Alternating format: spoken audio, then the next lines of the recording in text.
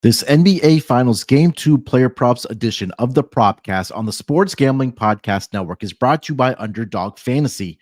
You can win up to 325 your entry with their new Pick 8. Sign up with promo code NBA SGPN to claim your special pick and first-time deposit offer of up to $250 in bonus cash. That's UnderdogFantasy.com. Make sure you use that promo code NBA SGPN. We're also brought to you by Rhythm. Get the best data-driven props and picks from Rhythm. Claim your 7-day free trial today by going to sportsgamblingpodcast.com/rhythm. That's sportsgamblingpodcast.com/RITHMM.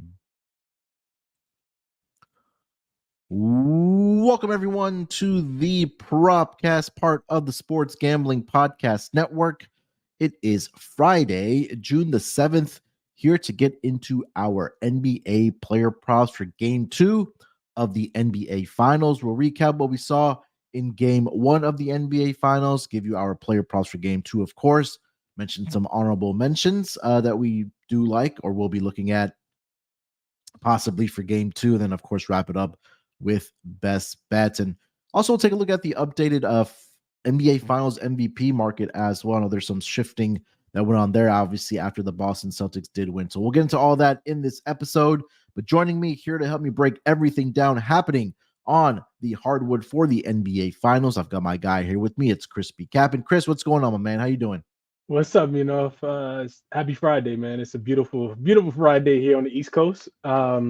Excited to get ahead, and hopefully help our listeners out to give them, some tips on what we think is going to happen in Game 2 after watching Game 1 and still trying to digest it all.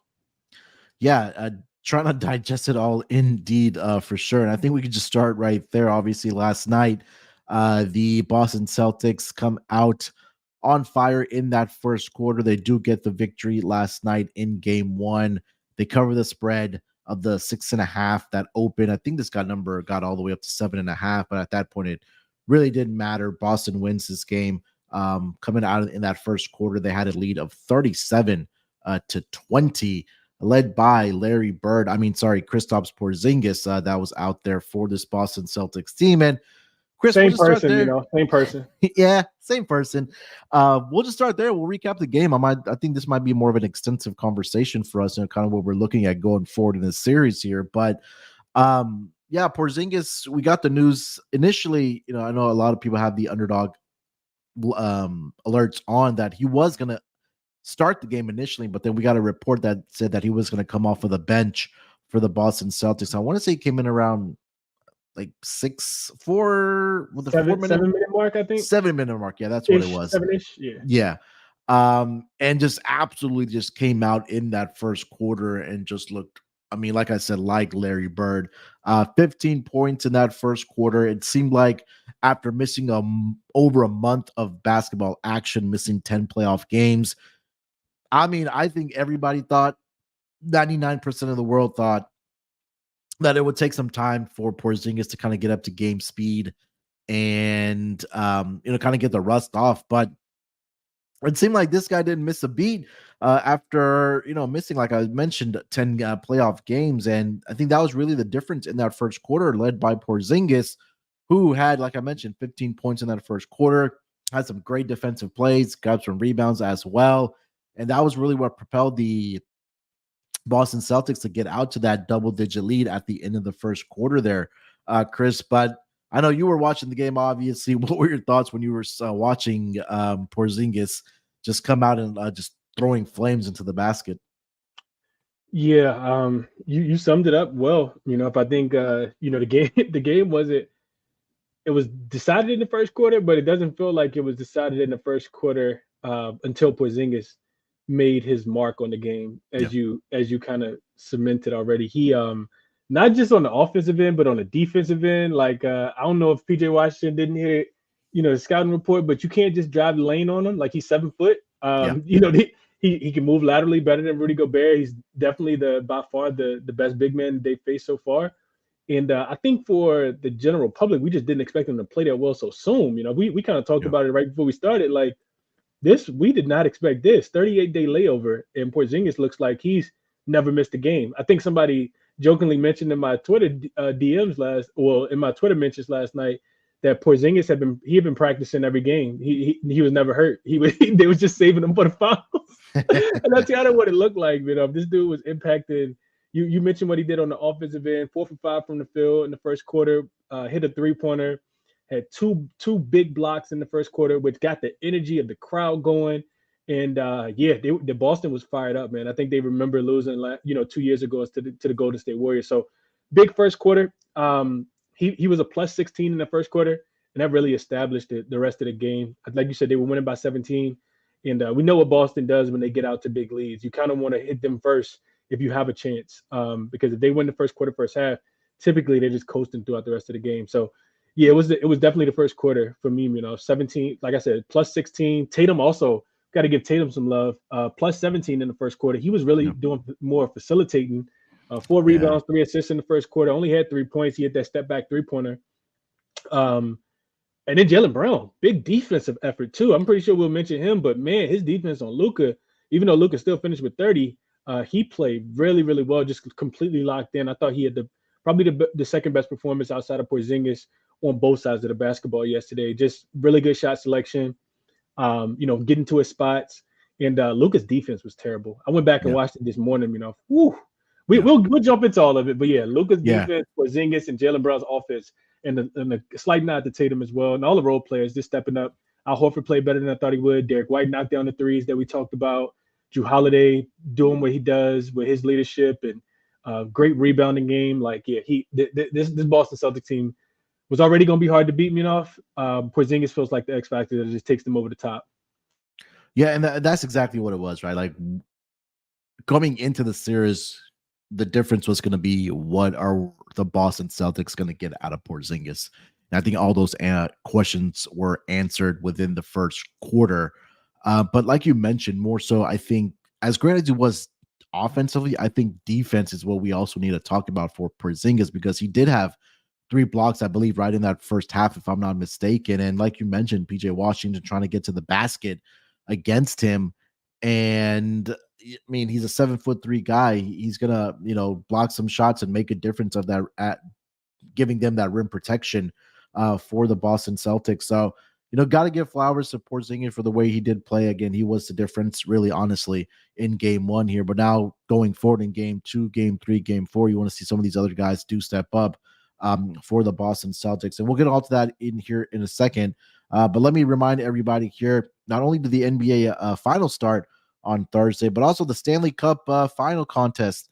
The Stanley Cup finals start on Saturday. And they're also running a contest over there on the Hockey Gambling Podcast. And not to be outdone, the Hockey Gambling Podcast guys are running a Stanley Cup contest with a $100 cash prize and also a $100 gift card to the Sports Gambling Podcast merch store. So all you got to do to enter is go to sportsgamblingpodcast.com/Stanley Cup. Again, that's sportsgamblingpodcast.com/Stanley Cup to enter. Again, it's free to enter. Get in there, guys. Yeah, Chris, let's just continue the conversation. I mean, this might just turn into a 2-3 hour pod just to break in all these guys down here, but we mentioned it for Porzingis. I did give out the Tatum prop of the points and rebounds to go over, and I don't want to say it was a bad bet, but you mentioned the rebounds. That one got there where he did have 11 rebounds last night for the Boston Celtics. The points just weren't there for him. He didn't have a great shooting night. He was only 6 of 16 from the floor. But you kind of take a look at the box score comparing Dallas and the Boston Celtics. You had all 5 starters in double figures for the Boston Celtics. And then, obviously, Porzingis coming off the bench contributed 20. On the other side, for the Dallas Mavericks, Luka was pretty much the offense. He finished the game with 30 points. He scored 30 of the 89 points last night. We'll go back to the Boston side. I kind of want to discuss the Dallas Mavericks side here with you, what the game 2 adjustments may be. But obviously, we Luka with the double-double, 30 and 10. And then you had PJ Washington that contributed 14 points and 8 rebounds. He was 0 of 3 from beyond the arc.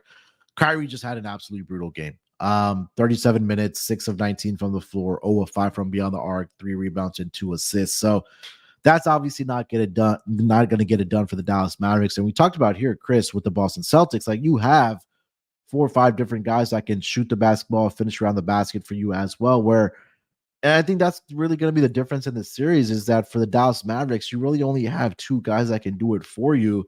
But then the key for the Dallas Mavericks, Chris, is going to be knocking down their 3-point shots. And in game one, the Dallas Mavericks, 7 of 27 from the 3-point line. You look at the other side, the Boston Celtics, 16 of 42. That was one of the main differences. But also, Chris, the Boston Celtics, every single starter knocked down at least 2 3-pointers for that team. And I think that's just what's gonna be the difference here. But you talked about defensively, Luka in that first half was absolutely atrocious. That's something that's gonna have to improve for Luka. But again, they need guys to step up for this Dallas Mavericks side. One more point I'll make here before I get your thoughts for the Dallas side here, Chris. 35 field goals they made last night, only 9 assists on those 35 made baskets. So something's definitely got to change here for the Dallas Mavericks, Chris. Yeah, it's crazy. Luka had 1 assist, big talking point that we hadn't covered yet. Just 1 assist. Boston, and hats off to Joe Mazzulla. I know I came on here and criticized him. I criticized him at times. He's a very stubborn man. But he trusts his numbers. He definitely trusts his numbers, and the numbers, I guess the numbers show that you don't want to give Dallas all of those 3-point shots. I think they had one lob. Like they threw one lob the whole game to Daniel Gafford and PJ Washington. Daniel Gafford out there. Yeah. Derek Lively and Gafford. And then it just wasn't a bunch of corner threes. Like you said, PJ Washington, I know he went 0 for 3. Derek Jones Jr. didn't shoot a lot. Kyrie was out there. And a lot of it was because, in my opinion, you tell me what you saw. I saw Jaylen Brown, Jason Tatum, Derek White, whoever was guarding them, Luke, Tatum, whoever was guarding them, they was guarding them one-on-one, like not leaving their man in the corner at all. Whereas it felt like Boston was a step faster on offense, and their guys who had the ball in their hand that were trying to get downhill were getting downhill, and they were just kicking to wide open shooters. Because then you got the rotation coming. And Boston hit 11 threes in the first half, 11 for 27, shot 41%, whereas Dallas shot 3 for 13. Because the game, you can cut the game in half. The game was really primarily over, after the end of the first. They were up by 21. It was 63 to 42. Yep. So you shoot 23%, but you give up 41% from the three. Against the Boston Celtics, you're probably always going to lose just because of how good they are on the defensive end. So that really stood out to me, just the, like you said, the lack of assists, the first half assists specifically, Dallas had just 5. That's and they wild. Also had they had 6 turnovers, 5 assists, 6 turnovers versus a Boston team that had 3 turnovers. Well, I'm sorry, they had 6 turnovers as well, but they had 15 assists. So much crazier, variance there. So it's going to be a big part of it. We know Coach Kidd's going to make some adjustments. We know Boston doesn't play as well in game 2 as they play in game 1. Mm-hmm. We think so anyway. We haven't quite seen that with Porzingis being there. And we also know Dallas, I think they won every single game 2 so far. They went down in series 1 against the Clippers. They came back, bounced back and won game 2.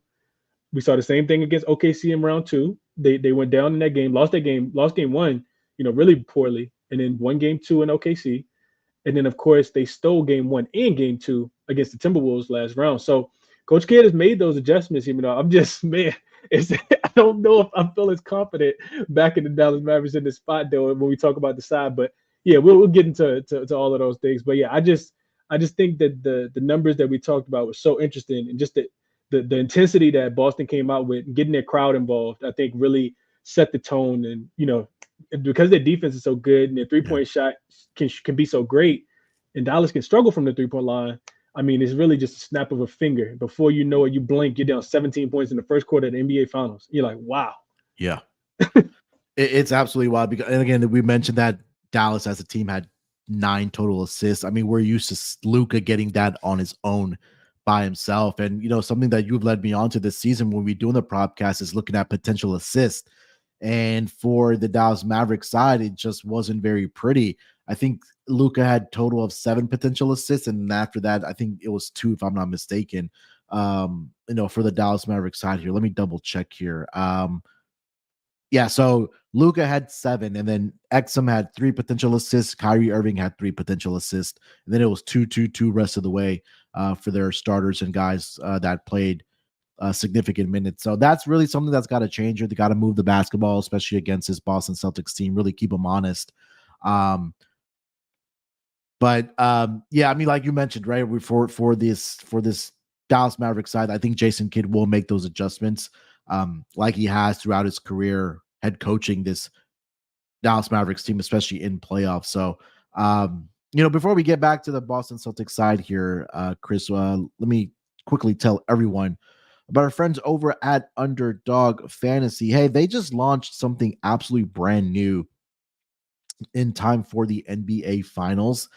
And that is their pick 8, which is now live for the NBA Finals. Create entries with up to 8 picks, and Underdog will automatically double flex entries, so you can miss up to 2 picks and still win your entry. With more picks to make and extra ways to win, the excitement's higher than ever. The best part, you can win up to 325 your original amount. And you can now use specials and boost in all flex entries. I attempted the pick 8 last night. Unfortunately, I only went 4-4 on that side, but a lot learned, right? And like that's why we're breaking it down here to make our adjustments as well as sports bettors and also guys that put together entries on the Underdog Fantasy side. So don't miss your chance. Try it out before it is gone. Sign up with promo code NBA SGPN to claim your special pick and first time deposit offer up to $250 in bonus cash. That's underdogfantasy.com. Make sure you use that promo code NBA SGPN. All right, Chris. So, excuse me, for the Dallas side of things, it was for the Celtics side of things, you kind of broke it down, right? It was really Porzingis that came out in that first quarter, really set the tone for this team. I was really surprised, and I don't know, I'm sure you saw this as well, that they were double teaming Jason Tatum in that first quarter and in the first half, and he was, getting those opportunities for the assist. And we mentioned he finished with 11 rebounds, 5 assists. I'll have to go back and look at how many potential assists he had. I believe it was 14 when I looked at this morning for Jason Tatum when it came to the potential assists in game 1. So I think that's something that we're going to have to keep our eye on for him as the series progresses. That do they continue double teaming him and he's going to get those assist opportunities, or are they going to pivot to a different defensive strategy is what I'm trying to say. Al Horford also 12 potential assists last night. He only finished the game with 3. So, and also Chris, like at the end of the first quarter, it was 37-20, but the rest of the way it was 70-69 in favor of the Boston Celtics by a point. So again, if it wasn't for Porzingis, this game may have ended, closer than it looked. But again, you got to give a lot of credit for the way the Boston Celtics came out and played defense. And like you mentioned, for some of the defensive numbers for this Boston Celtics team, right? Jaylen Brown last night, 3 steals, 3 blocks. We mentioned Porzingis, who also had 3 blocks for this team as well. And they were just flying around, right? Drew Holiday's maybe a lot of times his defensive abilities don't show up in the box score. But again, he was absolutely amazing last night for this team as well. But anything else we need to add to the Boston Celtics side here that stood out to you, Chris? No, I don't think so. I mean, I feel like we did a pretty good job covering it all. I was very, I know you were on Tatum points, but I'm very. It's interesting, he's an interesting player, Jason Tatum, just because of how young he is and how much he understands the game. We know he has tons of playoff experience, big games, conference finals, been to the finals already. It's kind of historic what he's been able to do at such a young age. We're talking about, before Kobe. If he's able to win it this year, before Kobe, before LeBron, just a very, very young age, and his patience with the game, like trying to get everybody else involved, understanding that he's like the point forward out there. I mean, he almost make the game look really, really simple, because if he can blow by you, he gets to the rim, a double comes, he's a willing passer. Al Horford, Porzingis, Drew Holiday, Derek White. So I was really, kind of taken away, of how just in tune. He kind of played the game in his own pace, and just really, really, dictated a lot. And he didn't have the greatest game. He talked about how he needed to stop turning the ball over. I think he finished with 6 turnovers. So yeah, 5 assists, but 6 turnovers. And you mentioned the 14 potentials. Like Tatum it felt like he had a really good game. And I'm interested, to hear your thoughts. We don't have to do it now, maybe when we talk about the player props, but interested to know your thoughts on his points prop moving forward. Just because we I know we kind of talked about it a little bit before, but Yeah. does it feel like Tatum needs to, go off, or is he okay with trusting the game plan if other players' shots aren't falling and they're not shooting 40% from the 3-point line? So we'll touch on all that, but yeah, I think it just kudos to Tatum, just a little more.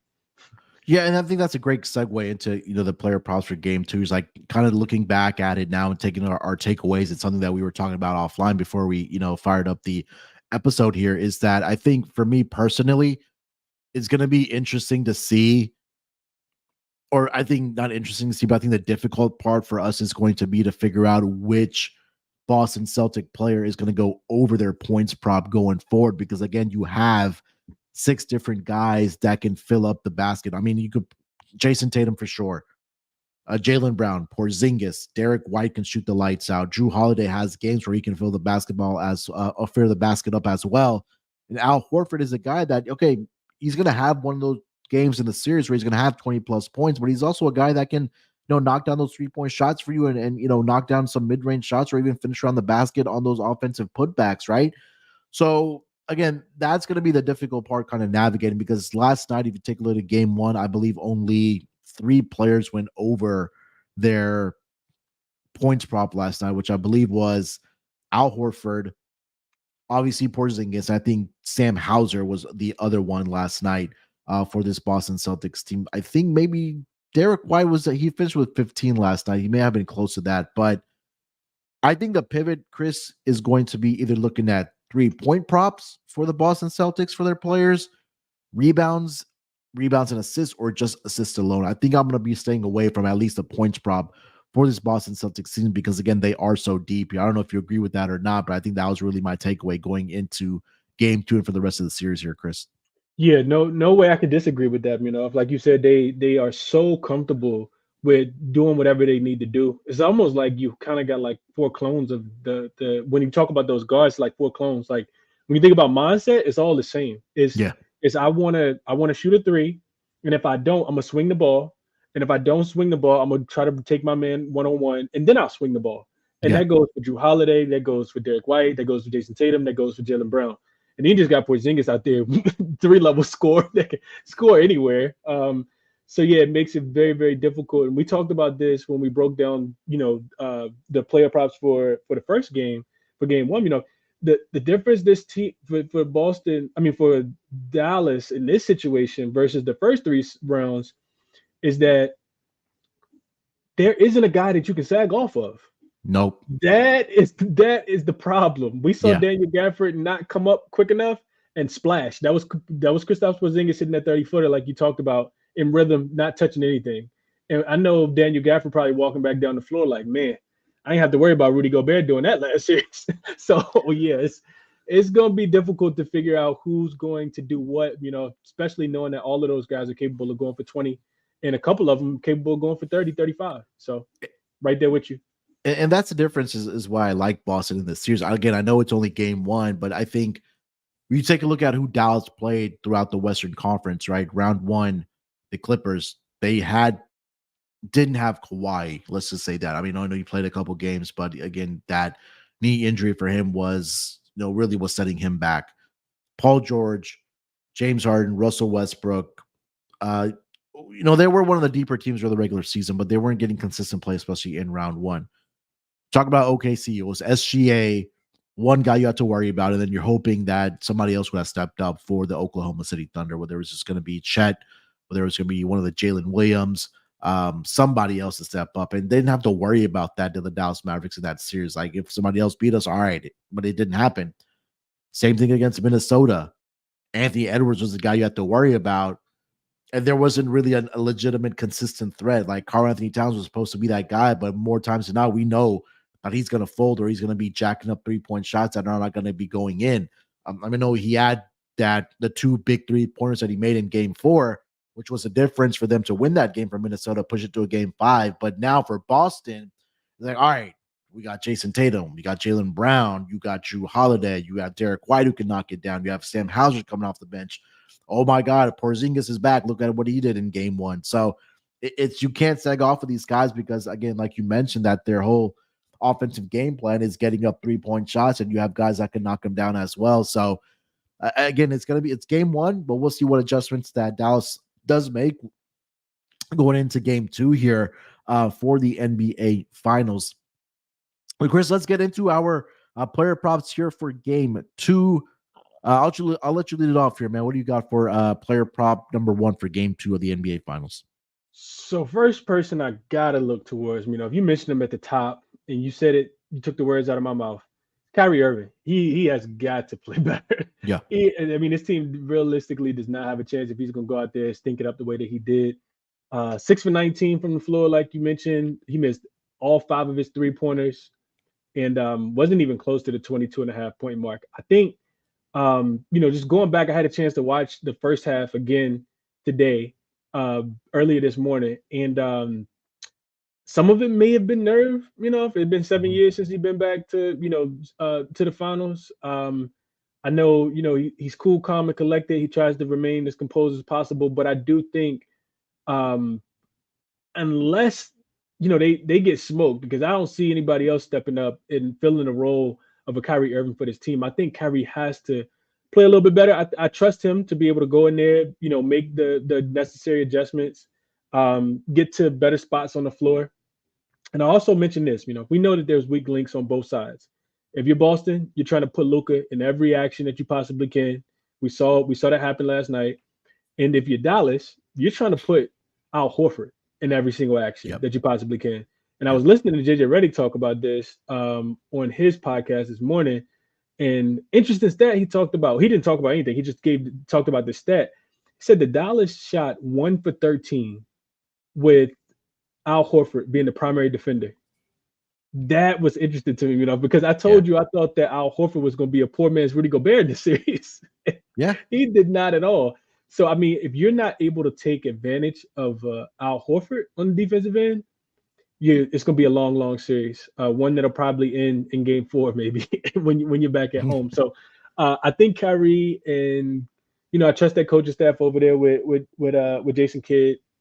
I think they make the proper necessary adjustments, and Kyrie has to play a little bit better. I expect them to be assertive, aggressive, probably try to take the crowd out of it a little bit more. If you can't go down, by 10 points in the first quarter and think that, it's going to be easy moving forward. So when we talk about isolation players, he's one of the best that we've ever seen in the game of basketball. And I'm confident taking him to go over his 22.5 points in game number 2 in Boston. Yeah. And again, we talked about it, right? That Kyrie Irving has to be that number 2 guy. And I think that he will step up. He'll make his adjustments as well. And whether that's him knocking down more mid-range shots. I feel like there was times where he was getting to the basket and Porzingis was either there or Jason Tatum's link was there as well, and just kind of disrupting his rhythm a little bit. So I think that more so we may see him like in the mid-range, get some more shots off in that spot where he is very efficient from that spot. So yeah, I couldn't talk you off of the over 22.5 here for Kyrie Irving. I'm going to take the other superstar. I'm going to take Luka over his 31.5 points. And I went back and did some digging. So since 2018, coming off of a loss for the Dallas Mavericks, in particular in the playoffs, there were 21 instances, or 22 total instances, but Luka had played in 21 of those games. Luka, coming off of a loss in the playoffs, is averaging close to 35 points per game. It was around 34.75, so just rounding up to 35 points per game. 17 of the 21 games, he scored 31 or more points for the Dallas Mavericks. And look, we know that, number one, that the shot volume is going to be there. We know the attempts are going to be there for Luka. And you just take a look at game 1, Chris, that he was 12 of 26 from the floor, and he was 4 of 12 from beyond the arc. He finished the game with 30 points. So I do expect him to be a little bit more efficient. I also want to see how many times he got to the free throw line here. Let me see if I can find that information here quickly. Yeah, only 2 of 5 from beyond the arc. And overall, both teams didn't really get up a lot of free throws. They both had 19 attempts from the free throw line, combined 38, obviously, with 25 makes. So both teams weren't very good from the free throw line. In particular, Luka, who's only 2 for 5. So I do expect Luka to, bounce back here. And again, it's going to have to be the two guys. It's going to have to be Kyrie. It's going to have to be Luka. I think both of these guys have a phenomenal game too in a bounce back situation here. So Luka over 31.5 points here for me, Chris, as player prop number one. This was one I wanted to talk to you about, that I had on my short list. So I'm glad you already mentioned it, that you like it here. Yeah, I mean, everything you said, you expect him to be more efficient.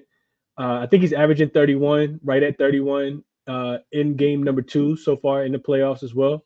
Yep. So it speaks to, him being able to adjust. And only, I tell you one thing, I can't take the under because I just watched Luka lose game 4 at home in the last round. And game 5 was over before you could blink your eye because Luka could not miss Yeah. against Minnesota in Minnesota. Man, that crowd was as quiet as the arena probably is right now, without anybody in there. I mean, it was so quiet that night. So yeah, I like this look a lot. You mentioned, a couple things. First, the lack of free throw shooting. He, like you said, he only shot 5. I know he shot 4 for 12 from the 3-point line, but he could shoot even better. He missed a couple bunnies, couple wide open looks that he got, didn't go in. And he didn't even shoot 50%. So no. I wanted to ask you about this. Perfect segue to this. If I wanted to ask you what you think, and Luka goes over his points prop, which I agree with that. Do you think Dallas tries to play a little bit faster here because you don't want to play against a set defense against Boston, or do you think that they like what adjustment can they make for Luka to potentially go over his player prop? What do you think? I think that Luka doesn't. Excuse me. I don't think Luka likes playing fast. But I think for the team's success, for them to disrupt the defense of the Boston Celtics, like I think they have to play with a faster pace. And I've always said that if your offensive game plan is not working in the half court set, you need to step up or you need to play a little bit faster. And I think that's what can lead to more easy baskets and just seeing the ball go inside the rim. And that could just be the difference for some of these guys, right? Like you're playing faster.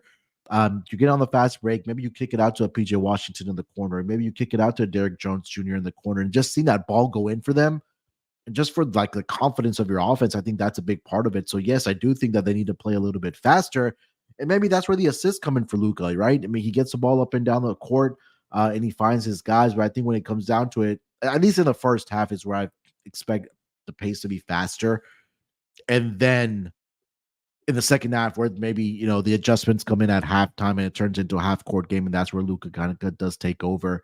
To answer your question, I do think that maybe coming out of the gate that Dallas changed the offensive game plan a little bit and where they do play a little bit faster. Okay. I like it. I like it. Okay.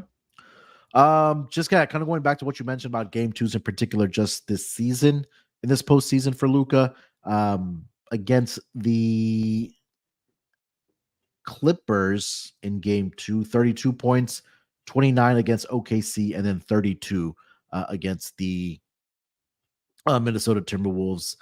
10 of 23 in the Western Conference Finals, 11 of 21 in the conference semis against the Thunder, and then game 2, 11 of 26. So just be a little bit more efficient, Luka, and then just knock down a couple more free throws. I think he can definitely get over this number of 31.5. All right, Chris, before we continue the conversation here, let me tell everyone about the newest sponsor, which ties in very, very nicely here with the Propcast, and that's Rhythm. If you're betting NBA player props, and of course you are because you're listening to the Propcast here, then you need to download Rhythm. Rhythm gives you a menu of the best player props for every single game in the NBA playoffs, making it easy to go through and find the best props to put your money on in seconds. Rhythm's predictions are backed by over 3 years of data and a team of data scientists and quants that focus on fine-tuning our algorithms to give you the best shot at winning. Rhythm pairs its predictions with player prop graphs to help you feel even more confident in your picks, which wherever you do make your picks normally, and also for DFS picks as well. From superstars to bench players, Rhythm finds the best player props, all backed by AI data, without you needing to endlessly scroll through a sportsbook. Rhythm also allows you to create your own custom NBA model so you can get AI-backed money line, spread, and total picks for every single playoff game. Claim your 7-day free trial by going to sportsgamblingpodcast.com/rhythm. That's sportsgamblingpodcast.com/RITHMM. And we're also brought to you by Naira. Bet the Belmont Stakes at Saratoga with Naira Bets. Join now to claim your $25 free bet and $200 deposit bonus. just in time for the Belmont Stakes at nairabets.com/SGPN25. Need an extra boost? Bet the Penn Mile with bonus. Earn $10 win or lose when you bet at least $100 on Penn National on Friday. And visit nairabets.com to opt in. That's not all. Get $10 win or lose when you opt in and bet at least 100 at Monmouth Park on Saturday. And on Sunday, it's your last chance to win big at Monmouth Park. Grab a share of the $2,500 when you hit the last two trifectas. Just opt in at nairabets.com and get ready to cash in on the excitement. And the winning streak continues. Score another 20, win or lose when you bet at least $100 at Asimboa's Downs on Monday. And remember to get your $25 free bet and $200 deposit bonus for the Belmont Stakes. Just go to nairabets.com/SGPN25. All right, Chris, let's get into round 2 of our player props here for game 2. I'm going to go over, or I'll let you lead off here for round 2 here. What do you got? So let's go to the Boston side, the one guy I do feel comfortable with. If I haven't locked this one in yet, because I want your feedback and I want you to let me know what you think. Porzingis, 1.5 threes, I can still get under -130, which I absolutely love. Or I could take his points at 14.5. And that's a tad bit more juiced, about -130 as well. It's up to 15.5 on some books. I think I feel more comfortable with the threes, like we kind of talked about. We just need him to hit 2. Of course, he shot 4 last night. He did make 2. That was his first game back, so just kind of getting his feet wet. I also feel like we talked about this before. I think one of us talked about his threes. I don't know if it was official play or we kind of talked about it being on the short list, but honorable mention list. But just a matchup nightmare for Dallas. Daniel Gafford and Derek Lively do not want to be out there at that 3-point line. And we know Porzingis is going to continue to stretch the floor. That's what he out there for, especially on the offensive end. And we saw last night, if we're talking about points prop, we saw last night that he's just able to shoot over some of those smaller defenders. I think Boston is going to continue to put Luka in roles where they want the guy with the ball to score, and they want him to be the primary defender, make him work as much as you possibly can on the defensive end.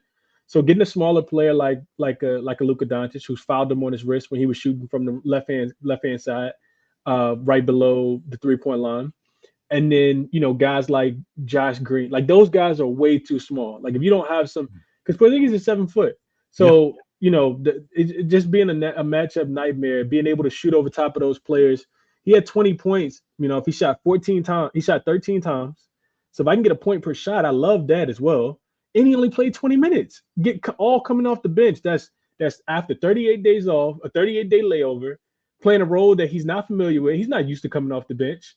And I feel like game 2, he's going to be even more comfortable still being at home in his gym, being the same matchup nightmare that he was. So conflicted on the 2, but I think I'm leaning more towards his 3-point prop over 1.5 than his actual player prop over 14.5 or 15.5. What are your thoughts, Yeah, I think that if he does get over his points prop, that he'll have knocked down at least a couple 3-point shots, right? And if for this to still be at 1.5 for his 3-pointers at a nice price, or I think it's again going to get adjusted to probably maybe north of -150 if he does knock it out another 2. I think this would probably be the last time to buy in before that. Either it gets adjusted to 2.5, or you're paying -170, -180 on his 1.5. So I think it's correlated to that. Again, if he does get over his points prop, I think that he at least knocked down 2 3-point shots. And like you mentioned, right, Daniel Gafford, Derek Lively don't want to be out there. But again, we saw the range in game 1 where he could knock it down from 29 feet out for Kristaps Porzingis. So yeah, I would take the 3-point prop for Porzingis on that over 1.5 before I would get to the actual points prop for him. But again, he's a guy that can get it from the mid range as well. He's just 7'3". He can just turn around and just shoot it over his defenders. But I think I'm more comfortable with the 3-point shot because it's more on brand of what the Boston Celtics like to do offensively. So yeah, I couldn't talk you off of that. All right, for my next player prop, we talked a lot about Jason Tatum, and I think that defensive strategy for the Mavericks may still be there for their coverage on Jason Tatum.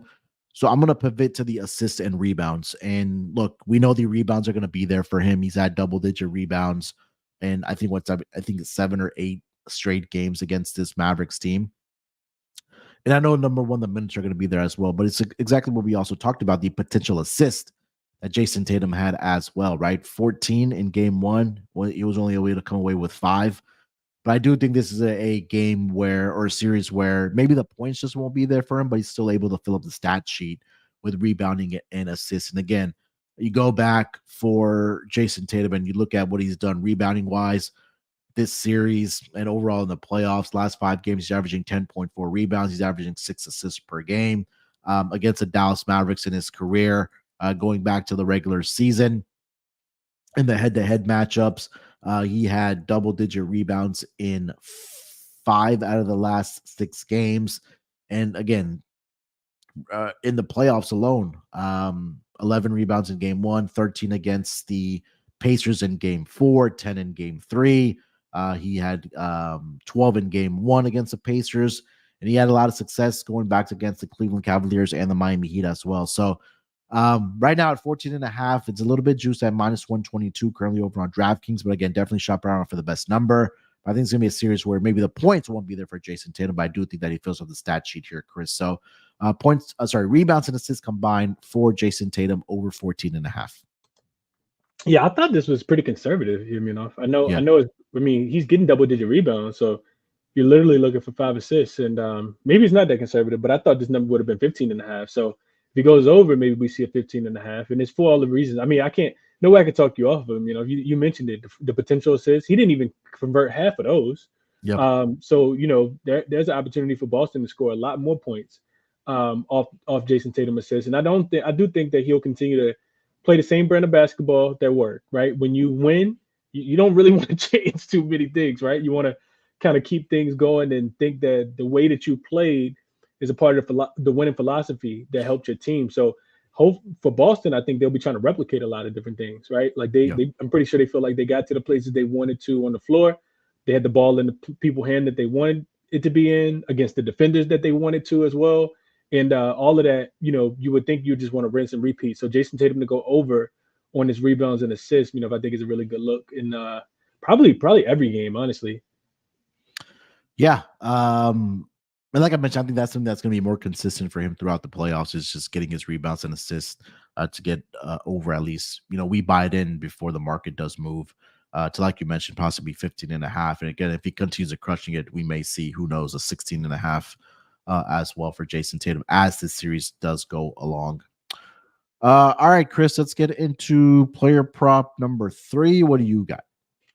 So I like PJ Washington again here. You know, if he's coming off a 14-point game in game 1. He didn't even make a 3-pointer. We talked about that already. 0 for 3 from the 3-point line, played 36 minutes. Minutes has been super consistent as well. And I went back and checked his game logs in game 1 versus game 2 because we know Dallas has won, I think, every game 2 so far. And his numbers just they go up. He's averaged 12 in game 1 so far. So he's already over that and with 14. But in game 2s, you know, this dude is actually he gets even more involved. Game 2 versus the Clippers, he had 18. In game 2 versus OKC, he had 29. And in game 3 against the Minnesota Timberwolves, he did come back down to earth with only 10 points. But, you know, I'm watching the game yesterday, and he has 14 points on 5 for 11 shooting, cashes the over. And, you know, the books didn't really move this one a lot.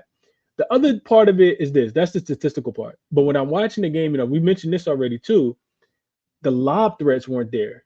So Daniel Gafford and Derek Lively actually played a really poor game as well. He was just in wrong spots on the floor, you know, picking up, you know, pretty poor fouls.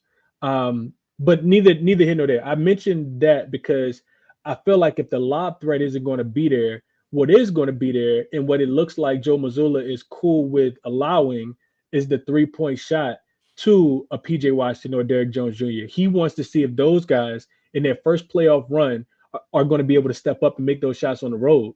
And PJ Washington has proven, you know, even if he misses 3, he can still cash this prop. So I like PJ Washington, you know, to go over the 11.5. I do think that this one is going to get bumped up to 12.5 before game time.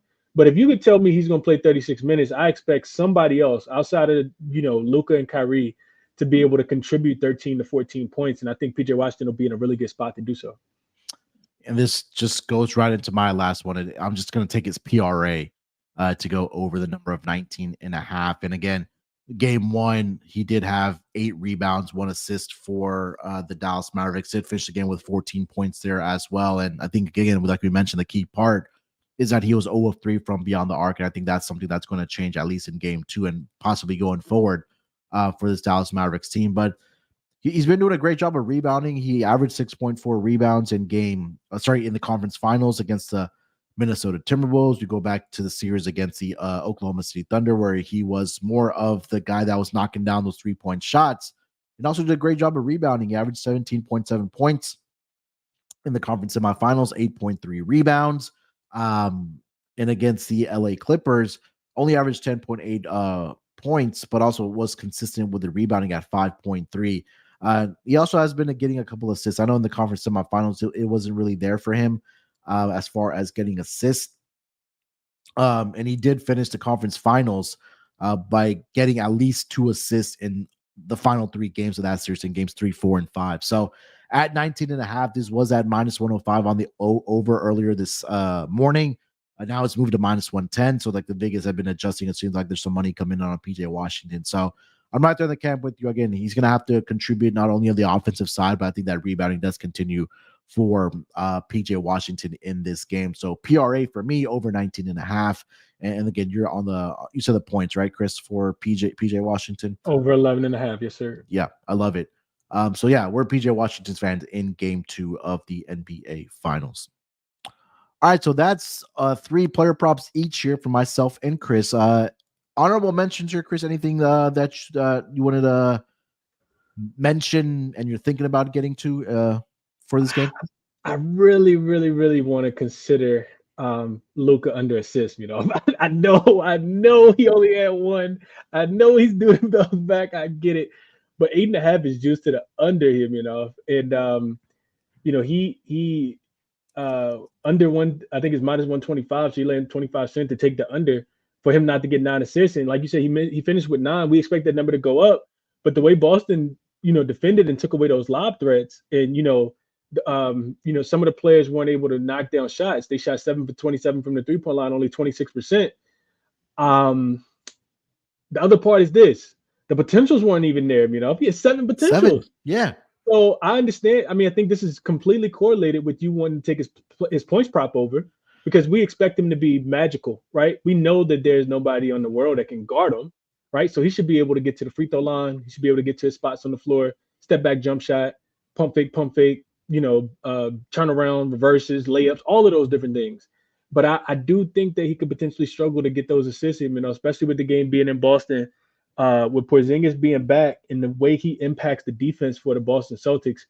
That's on my short list. I'm not gonna lie to you. Have I pulled the trigger? Absolutely not. But looking at Luka to go under 8.5 assists, trying not to be so biased recently, but after watching that game, it just didn't like the opportunities that were presented for Luka.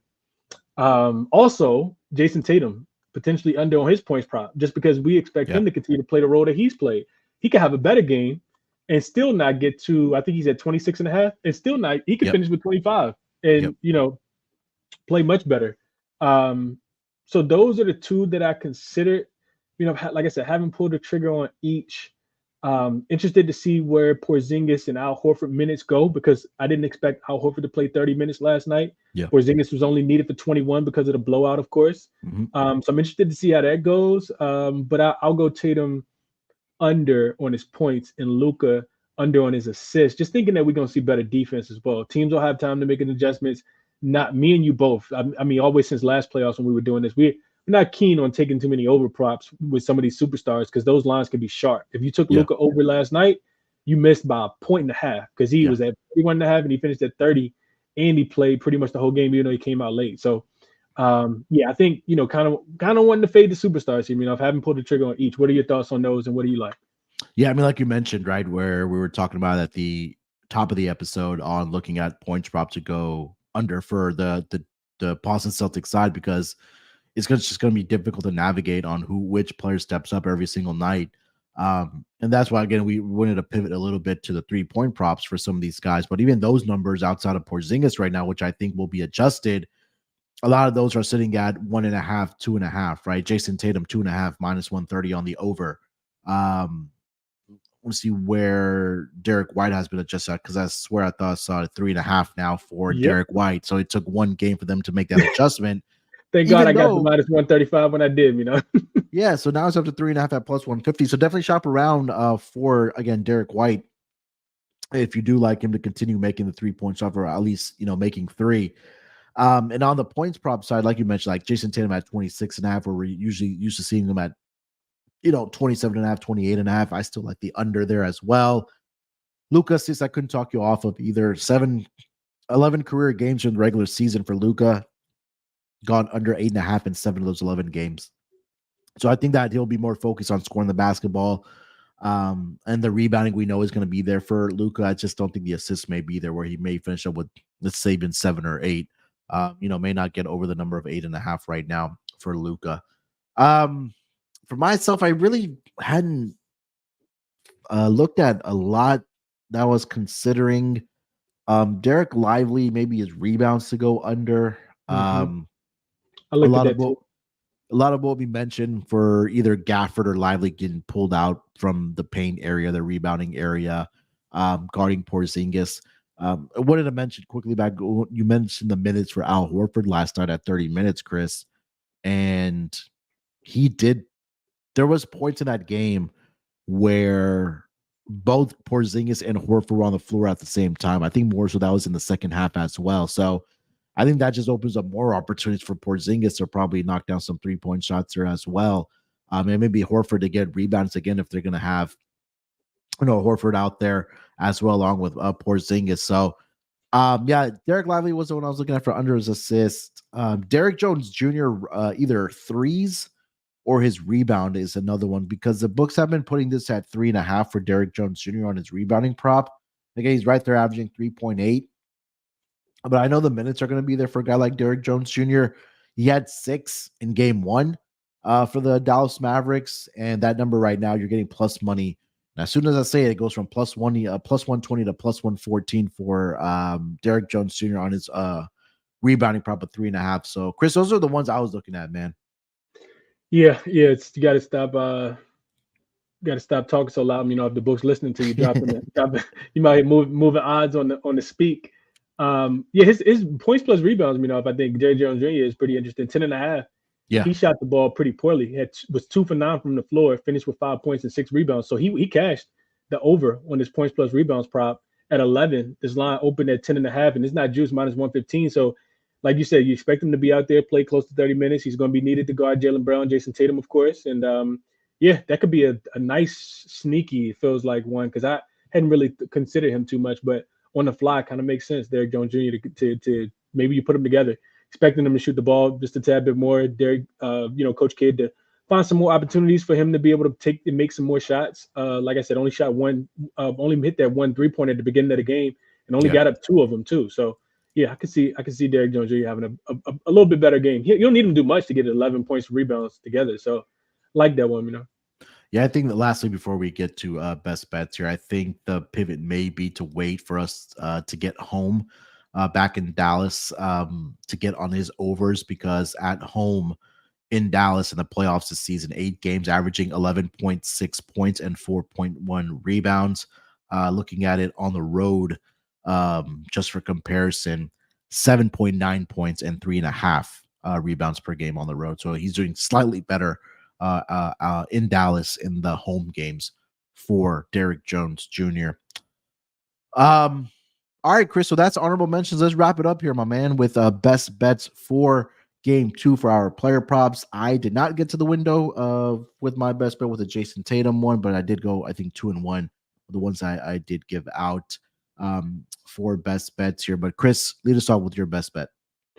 Yeah, we'll go. Uncle Drew here. We'll go Kyrie Irving over his 22.5 points. Just thinking that, he's faced really good defenders so far in the playoffs. He's got Jalen Williams. He's got an SGA. He's gotten Paul George. He's gotten some really good defenders, and I just think that a little bit of it was nerve. I know he's a veteran. I know he's super composed, but also I just expect him to have a much more efficient game. 6 for 19 is not going to get it done. 0 for 5 from the 3-point line, not going to get it done. So I'll trust him and his coach to watch that film, make the necessary adjustments, and Kyrie Irving to make difficult shots, to make more shots, to get to the free throw line, to knock down a couple 3-pointers, and to go over this 22 and a half points prop for Kyrie Irving in game number 2 here, Munaf. Kyrie Irving over 22 and a half points, best bet here. Love it. I'll say on the downside as well. I know both you and I agreed on this player, PJ Washington, over on his PRA of 19 and a half. And again, he did get over this number in game 1, but also to the fact that he only went 0 of 3 from beyond the arc. Did have 4 free throws in there, but again, he's done a really good job of rebounding the basketball as well for the Dallas Mavericks team. I think that he'll be a little bit more efficient from beyond the arc in this game, and Dallas is going to need it, right? Because Luka was pretty much the offense in game 1. So these role players really have to step up into game 2 if they want to even up this series before they head back to Dallas for games 3 and 4. So I think PJ Washington is at the forefront of that.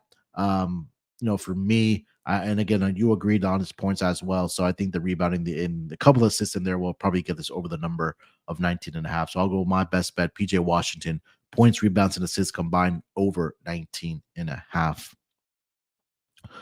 All right, that's going to do it for this edition of the Propcast. Game 2 player props of the NBA Finals between the Mavericks and the Celtics. We had a great conversation, kind of breaking everything down at the top of the episode, and what was our reactions and some of the player performance that we saw, and what the adjustments may be going forward, and not only from a X's and O standpoint, but also how we're going to be attacking the player prop market going forward here. So I think that's the betting angle and the profitable angle that we will be looking at here.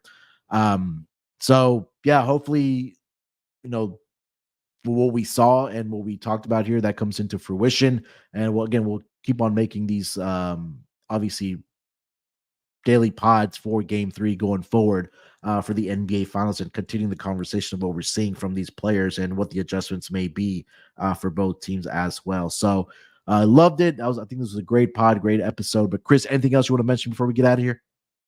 That's it, man. Enjoy the weekend. Enjoy the game 2 on Sunday, and hopefully me and Minoff will be back next week to do it all over again for game 3 and game 4. So yeah, bet responsibly and enjoy the action this weekend. Yeah, we'll probably try to do it on Tuesday, get it out a day before so everybody can get to the pod, give them plenty of time, I should say, to get to the episode before game 3. And as the series, we'll head back to Dallas at that point. So we'll come back, recap what we saw, recap our picks as well, like we did here today for this episode going forward for the NBA Finals. You guys make sure to follow Chris on Twitter. That's at ChrisBeCappinn, 2 P's and 2 N's. You can follow me there as well at SportsNerd824. More importantly, make sure you guys subscribe to the Propcast YouTube channel. Like I mentioned, after the NBA season is over, we'll be strictly doing pods on that channel for the NFL and the NBA next season as well. So again, make sure to subscribe to the Propcast on YouTube going forward. All right, we'll talk to you guys next week. Enjoy game 2 of the NBA Finals. Till then, good luck with your bets. Let's break these books off and let it ride.